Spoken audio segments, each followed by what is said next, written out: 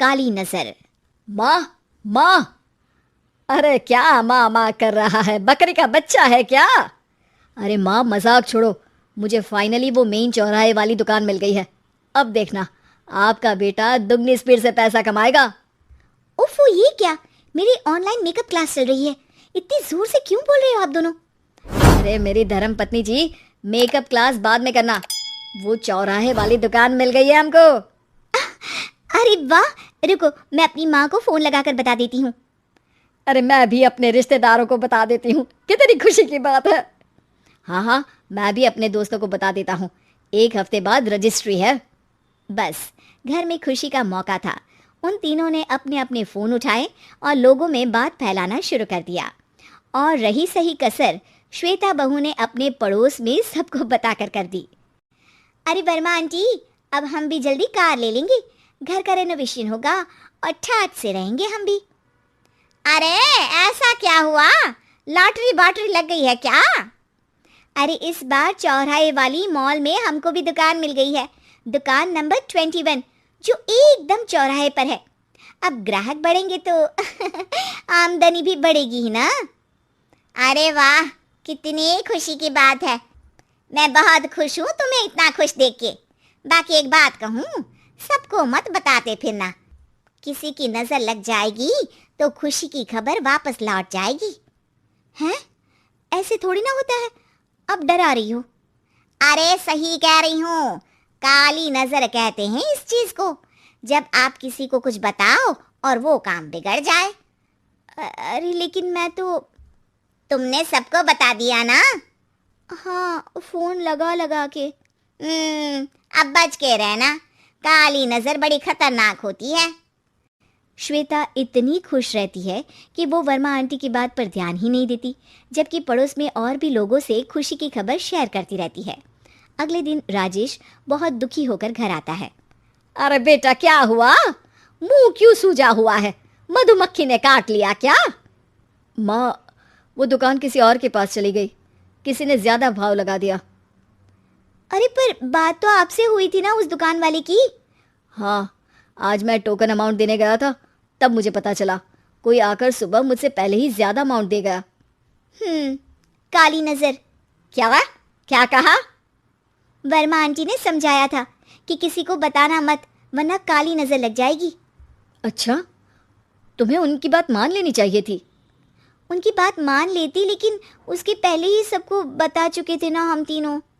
अरे अगली बार से ध्यान रखेंगे। कोई भी नई चीज होगी तो किसी को नहीं बताएंगे।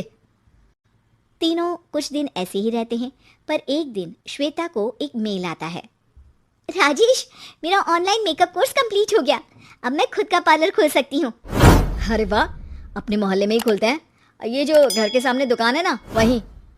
हाँ, यहाँ सस्ती भी मिल जाएगी।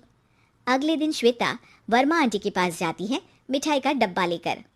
अरे आओ आओ, कैसे आना हुआ? जोर से नहीं बोलूँगी।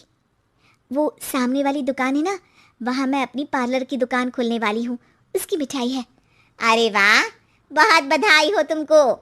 हाँ, मैं कमाने लगूंगी तो राजेश पर पूरे घर का बोझ नहीं रहेगा ना आंटी जी। ये तो है, पर ये बता कि तूने ये बात किसी और को तो नहीं बताई ना? अरे नहीं नहीं, पिछली बार गलती कर दी थी। काली नजर लगी किसी की और राजेश के हाथ से वो दुकान चली गई थी। सबको मत बताना। चलो मैं चलती हूँ, कल दुकान की बात करने भी तो जाना है। अगले दिन श्वेता दुकान के लिए मालिक से बात करने जाती है। अरे लेकिन दुकान तो हम कल रात को ही किसी को दे चुके हैं। कल ही? हाँ, कल ही। 2 दिन बाद कोई यहाँ पार्लर भी खोल लेगा। अब कहीं और दुकान देख लीजिए। अरे पर हमको भी तो पार्लर ही खोलना था। हाँ भाई, एक ही दुकान है, आधी आधी तो नहीं दे सकता ना मैं। राजेश और श्वेता घर पर हताश होकर आ जाते हैं। इस बार तो किसी को बताया भी नहीं था, अब किसकी काली नजर लग सकती है? सुनो, तुमने माँ को बताया था क्या? अरे कैसी बात कर रही हो? माँ की नज़र थोड़ी ना लगेगी। पक्का तुमने किसी को नहीं बताया था ना? सिर्फ वर्मा आंटी को बताया था, उन्होंने ही मुझे किसी को नहीं बताने को कहा। अरे यार, तुम भी सही हो। मेरी माँ को नहीं बताने को कह रही हो, पर वर्मा आंटी को बताना तुम्हें ज़रूरी लगा। अरे वर्मा आंटी ने ही तो काली नज़र के बारे में बताया था ना, वो हमेशा हमारा भला ही तो चाहती हैं। मेरी माँ भी हमारा भला ही चाहती है।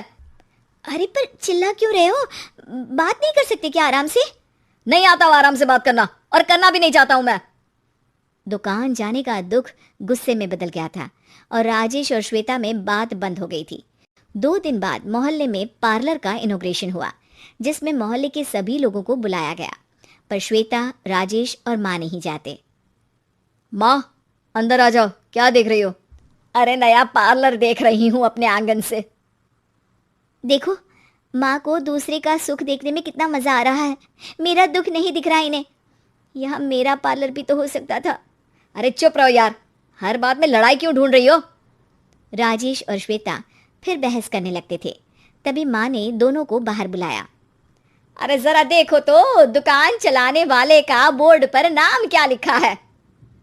श्रुति वर्मा। गाड़ी निकाले बेटा, हमें कहीं जाना है। काली नजर का इलाज कराने? राजेश अपनी बाइक निकालता है। तीनों ट्रिपलिंग कर रहे हैं। माँ राजेश को उस मॉल वाली दुकान पर लेकर जाती है जहाँ राजेश अपनी दुकान खोलने वाला था। यही दुकान लेना चाहता था ना तू? हाँ, पर इनको भी दुखी करने लेकर आई हो क्या यहाँ पर दुकान दिखाकर? वहाँ काफी नहीं था? अरे श्वेता, थोड़ा सब्र रख, अभी पता चलेगा कि हम यहाँ क्यों आए हैं। बता, इस दुकान चलाने वाले का नाम क्या है? अनुपम वर्मा। कुछ समझ में आया? वो दुकान वाली श्रुति वर्मा, ये दुकान वाला अनुपम वर्मा, और हमारे पड़ोस में हमने उस दुकानों के बारे में बताया किसको था? वर्मा आंटी को।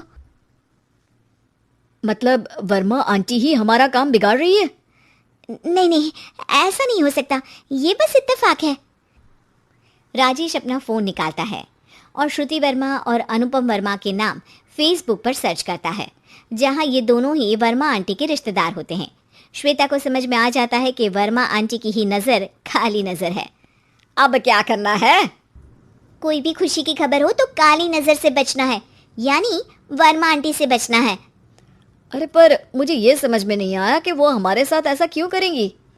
अरे बेटा, एक सीख है, दूर के आदमी को आपकी तरक्की से कम परेशानी होगी, पड़ोसी को ज्यादा।